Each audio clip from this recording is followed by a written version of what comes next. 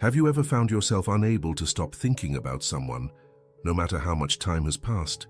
They appear in your thoughts when you least expect it, invade your dreams, and seem to have an unshakable hold on your mind. It feels almost as if they are haunting you, like some invisible force keeps pulling them back into your consciousness. But why does this happen? Is it just a coincidence? A sign from the universe, or is there something much deeper at play? Carl Jung, one of the greatest minds in psychology, spent his life studying the human psyche, exploring the forces that shape our thoughts, emotions, and relationships, and his discoveries reveal something fascinating. When someone is always on your mind, it is not just about them, it is about you. Your unconscious mind is speaking to you, trying to reveal something hidden beneath the surface of your awareness. But what is it? To understand this, we need to explore Jung's profound insights into the unconscious mind, the part of our psyche that stores emotions, memories, and desires we are not fully aware of. He believed that what we repress or ignore does not disappear. It continues to influence us in ways we do not recognize. And often, this influence takes the shape of another person, someone who becomes the mirror of our deepest, unresolved inner world. Think about it. Have you ever been drawn to someone for reasons you could not quite explain, or found yourself fixating on a person who rationally, you know, should no longer matter to you? These experiences are not random. They are signs that something buried in your unconscious is demanding attention. One of Jung's most famous concepts, the Anima and animus, helps explain this mysterious connection. According to Jung, within every man exists an unconscious feminine aspect, the anima, and within every woman, an unconscious masculine aspect, the animus. These inner counterparts shape our relationships, influencing who we are drawn to and how we perceive others. When someone is constantly on your mind, it could be because they embody an aspect of your own psyche that is waiting to be integrated. This could mean they represent qualities you admire but have not yet embraced in yourself, or conversely, aspects of your personality that you struggle to accept. For example, if you are deeply preoccupied with someone, it might not actually be about them. Instead, it could be a sign that they reflect something you unconsciously crave or something unresolved within you. Perhaps they represent confidence, freedom, or emotional depth, qualities you long to cultivate in yourself. Or maybe they symbolize past wounds, fears, or insecurities that you have not yet faced. But there is another layer to this mystery. Jung also introduced the idea of the shadow self, the hidden, often repressed part of our personality that we are reluctant to acknowledge. The shadow contains our unspoken fears, desires, and traits that we have rejected due to social conditioning, personal experiences, or self-judgment. Could it be that the person who constantly invades your thoughts represents an aspect of your own shadow? Maybe they exhibit behaviors, emotions, or qualities that trigger something unresolved in you. Often, the individuals who linger in our minds the most are those who reflect something we need to confront within ourselves, something we either deeply desire or deeply fear. And this brings us to another of Jung's groundbreaking ideas, the collective unconscious.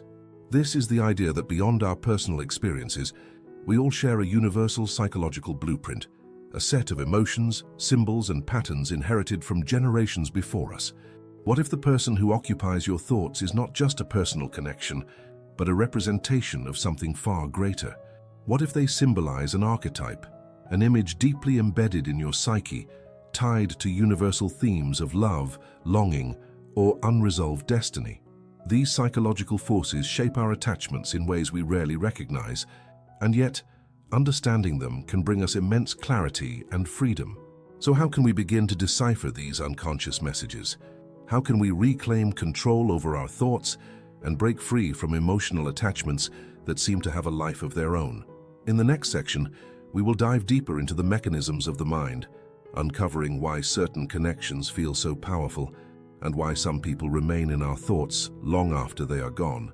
Most importantly, we will explore how to transform this awareness into a powerful tool for personal growth. Because once you understand why someone is always on your mind, you will no longer be controlled by it. You will learn how to take back your power. Our thoughts are not random. The human mind operates in patterns, and when someone is always on your mind, it is because there is an unresolved connection, something unprocessed within you that demands attention. But what is it that makes certain people linger in our thoughts, while others fade away effortlessly? To answer this, we need to explore the way our brains form emotional attachments. Neuroscience has shown that memories, especially those tied to strong emotions, create neural pathways that can become deeply ingrained over time. Every time you think about someone, you strengthen these neural connections, making it easier for them to return to your mind again and again. But what is fueling this process? Carl Jung believed that our attachments to others are rarely about the other person alone. Instead, they are reflections of something happening within us. This is where the idea of projection comes in, a psychological mechanism where we unconsciously assign our own emotions, desires, or fears onto another person. Have you ever noticed how certain people bring out strong reactions in you? Maybe someone's presence makes you feel deeply insecure, or another person seems to ignite an intense longing. More often than not, these reactions are not about them, but about what they represent in your own psyche. For example, if you are constantly thinking about someone who rejected you, it might not just be because you miss them. It could be that they have triggered an old wound, perhaps a fear of abandonment, or a deep-seated belief that you are not enough. Your mind keeps returning to them, not because they are the key to your happiness, but because your subconscious is trying to resolve something much older, something that existed long before they entered your life. Similarly, if you are obsessing over someone who seems emotionally unavailable, it could be that they reflect a pattern from your past, a dynamic that you are unconsciously repeating. Jung believed that the unconscious mind seeks wholeness, and sometimes that means recreating old wounds so that we can finally heal them. But there is an even deeper layer to this mystery. Jung's idea of synchronicity suggests that sometimes the people who enter our lives are not just coincidences. They are meaningful connections meant to teach us something about ourselves. Have you ever experienced strange coincidences surrounding someone? Perhaps you keep seeing their name in unexpected places, hearing songs that remind you of them, or even dreaming about them just before they reach out. Jung argued that these moments are not mere chance, but a reflection of the interconnectedness of our psyche with the world around us. But here is the key. Whether these thoughts are caused by unresolved wounds, projection, or synchronicity, the real question is, what can you do about it? How can you stop being trapped by these recurring thoughts and regain control over your mind? The first step is awareness. The more conscious you become of your own psychological patterns, the less power they have over you. Instead of simply reacting to your thoughts, start asking deeper questions. What does this person represent to me? What emotion do they trigger? What pattern am I repeating? The second step is integration. Jung believed that true psychological growth comes from integrating the unconscious into conscious awareness. If someone is always on your mind, it could mean that a part of yourself, an unhealed wound, an ignored desire, or an unresolved fear, is asking to be acknowledged. Instead of resisting these thoughts, explore them, write about them, reflect on them, and try to see what they reveal about your inner world. And finally, the most powerful step, detachment. This does not mean suppressing your thoughts or forcing yourself to forget. True detachment comes from understanding that your thoughts are messages, not commands. You are not your thoughts. When you become aware of why someone is always on your mind, you gain the power to let go, not because you are forcing yourself to, but because you no longer need to hold on. But there is one more crucial insight, perhaps the most powerful of all.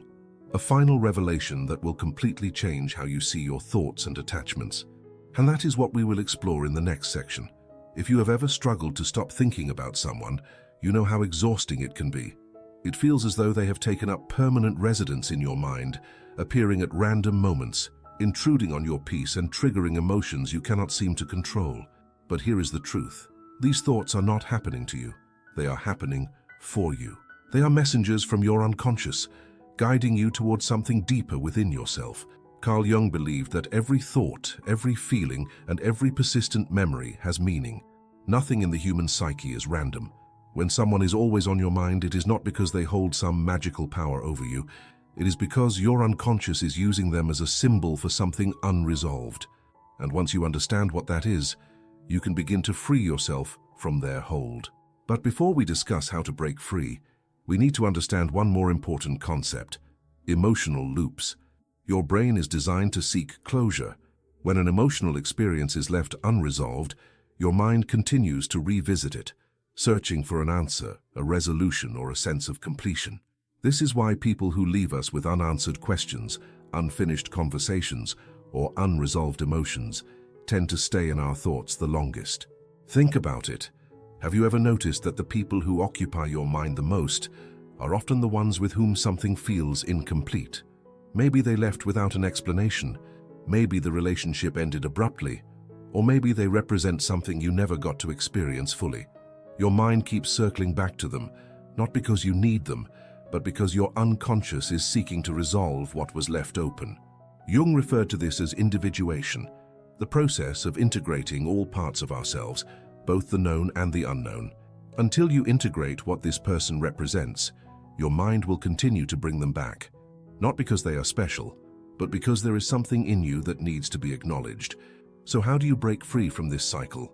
The first step is to recognize that your thoughts are not about the person. They are about what they symbolize. Instead of asking, "Why can't I stop thinking about them?" ask, "What do they represent?" Do they symbolize love, freedom, security, or something you feel you lack? Do they reflect an unresolved wound, a fear, or a hidden desire? The second step is to bring closure to yourself. Most people believe that closure has to come from an external source, that the other person needs to explain, apologize, or return. But Jung's teachings reveal something far more powerful. Closure is an internal process. You do not need someone else to give you peace. You need to give it to yourself. One way to do this is through symbolic closure, writing a letter you will never send, having an imaginary conversation, or even performing a ritual that represents letting go. Your unconscious mind responds to symbolism, so creating your own moment of closure can be incredibly effective in breaking the cycle. The third and most powerful step is shifting your focus inward. Instead of pouring energy into wondering about this person, redirect that energy into understanding yourself. Ask, what does my fixation on them reveal about my own growth? What lesson is my unconscious trying to teach me? Jung often spoke of the self, the highest version of who we are, the fully realized and integrated being. Every unresolved attachment, every lingering thought is an invitation to step closer to that version of ourselves. When you stop focusing on the external and start looking within, something incredible happens. The thoughts lose their power. The person who once seemed like an obsession becomes a mere symbol, and once you understand the message, the symbol no longer needs to appear. But there is one final revelation, perhaps the most transformative of all, a truth that, once understood, can forever change the way you see your mind, your emotions, and the people who occupy your thoughts. And that is what we will uncover in the last part of this journey. The final and most profound truth about why someone is always on your mind is this: it was never about them. It was always about you. Carl Jung believed that every person we fixate on, every thought that lingers, and every emotional attachment we struggle to break is a projection of something within ourselves. The reason someone seems to have such a strong hold on your mind is not because they are special or unique in a mystical way. It is because they represent an aspect of you that you have yet to fully embrace, understand, or heal. This is where Jung's concept of wholeness comes in. He taught that the goal of psychological growth is not to eliminate parts of ourselves, but to integrate them. The people who dominate our thoughts are often mirrors of something we need to see, whether it is a hidden wound, an unmet desire, or a forgotten part of ourselves that we are being called to reclaim. So ask yourself, what does this person reflect back to me? Are they a symbol of love, validation, or belonging? Things you feel you lack within yourself? Do they embody confidence, passion, or freedom? Qualities you secretly wish to develop? Or do they trigger deep fears, insecurities, and wounds from your past? Things you have been avoiding? Once you see the pattern, you can break free from its hold. The truth is, no one controls your mind but you. The more you focus on your own inner world, your growth, your healing, your self-discovery, the less power any single person will have over you. But here is the most powerful realization of all. What you seek in others already exists within you. Jung believed that the qualities we admire in others are often aspects of ourselves that we have not yet owned. If you are drawn to someone's confidence, it is because confidence is a part of you that is waiting to be awakened. If you are obsessed with someone's love, it is because there is a part of you that longs to give that same love to yourself. The moment you realize this, the attachment begins to fade, not because you are forcing yourself to forget, but because you no longer need to hold on. The energy that was once spent fixating on someone else is now redirected toward your own evolution. This is how true freedom begins. The thoughts will no longer control you. The emotional loops will lose their grip. And the person who once seemed impossible to forget will become exactly what they were always meant to be, a lesson that led you back to yourself. So now, the question is not, why is this person always on my mind? The real question is, what is my mind trying to teach me? And once you answer that, you will no longer feel trapped by your thoughts. You will be free. Thanks for looking.